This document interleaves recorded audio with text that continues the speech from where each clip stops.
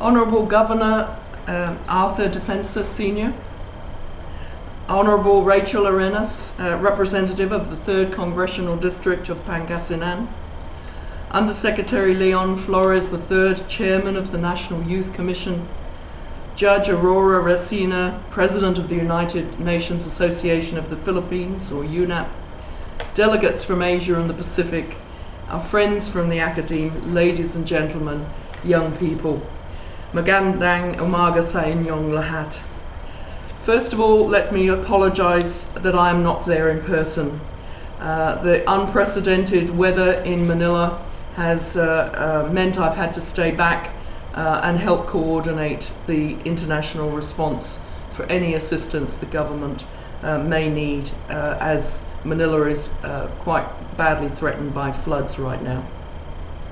We're hoping they won't get worse, but it seemed appropriate to have to stay and help out if necessary. Allow me to present a few welcoming remarks or keynote speech this afternoon to you via this video message.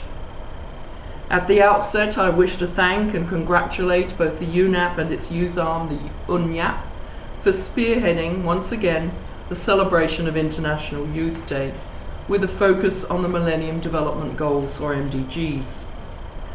Last year, the world marked the 10th anniversary of the signing of the Millennium Development Goals Declaration.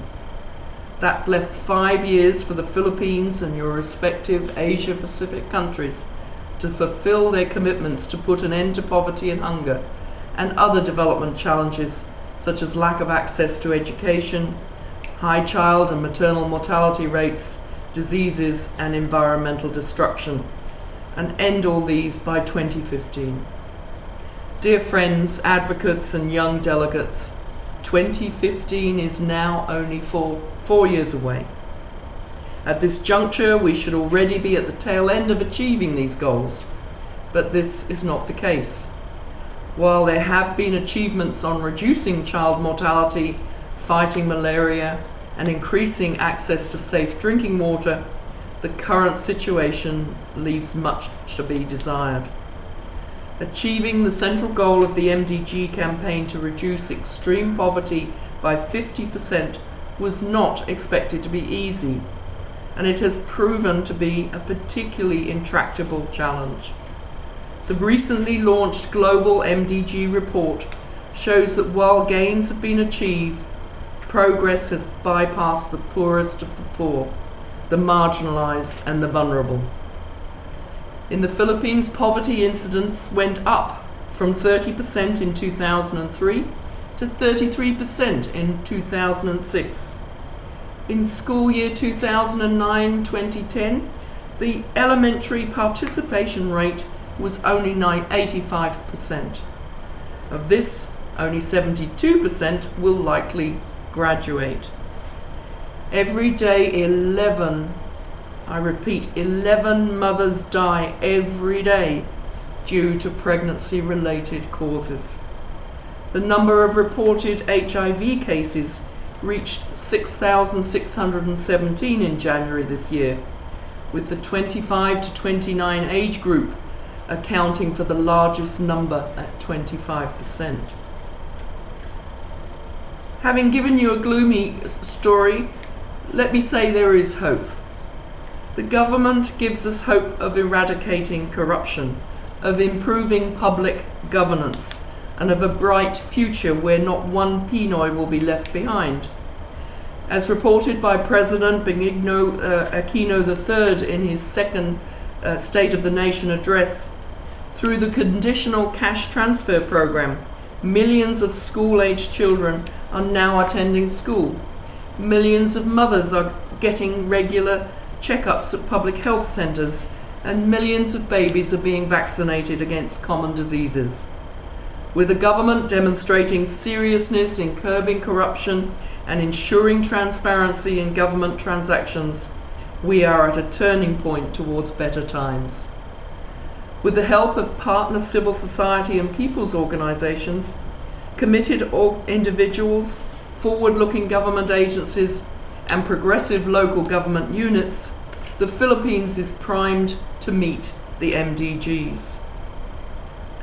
This year marks the 10th anniversary of the International Year of Volunteers.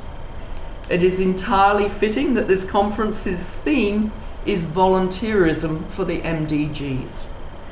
With the clock rapidly ticking towards 2015, we need to strive hard every day to work towards the realization of the MDGs. It is not an easy task, we can't deny that, but if millions of people around the world voluntarily mobilize to achieve them, the MDGs can be made to happen, not just in the Philippines, but everywhere in this region. This is a fitting tribute to our natural spirit of volunteerism and cooperation. In the Philippines, we saw this demonstrated in the responses to typhoons Ondoy and Pepeng last year. In the region, we have seen this spirit in the aftermath of the earthquake that claimed the lives of so many of our Japanese friends. We feel this is the pervasive yearning for positive change. Here is everyone's chance to continue to contribute. And continue to contribute towards change. Volunteerism does not require anything outside of what we already have. All it requires is passion, spirit, a yearning to make a difference, something all of us have within us. So how do you do it for the MDGs?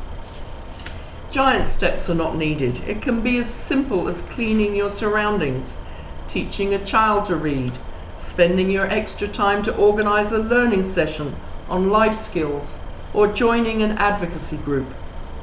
If you have the heart for passion and change, you have what it takes to be a volunteer. Surely you have the time, the skills, the knowledge to share so that lives may change for the better. All these little steps contribute to the goal of improving the lives of ordinary people, which is the essence of the MDGs. As young people, you have great power within you. At election time, you are every candidate's target demographic because you command the biggest electoral vote. Use that power and your voice for the MDGs. Be your community's watchdog. You see an incident of child abuse? Report it. You know a friend who is pregnant? Make sure she gets the mandatory prenatal checkup. You know that HIV incidences are on the rise? Start an HIV awareness raising campaign. The list of things that a true MDG volunteer can do is endless. With your creativity, energy and passion, I am sure you can come up today with ways to change someone's life for the better. That, dear young delegates, is what volunteerism is really about. I hope that at the end of this year's International Youth Day celebration, each one of you gathered here will leave with a firm resolve to make volunteering for the MDGs part of your commitment as citizens. Remember that the time is ticking towards 2015. You have within you the power to help your country reach the finish line, which is the end of human deprivation and suffering. Wouldn't it be great to look back in 2015 and say, I have been a part of that? Let us all be a part of the great race to 2015. Maraming Salamat, Mabuhay.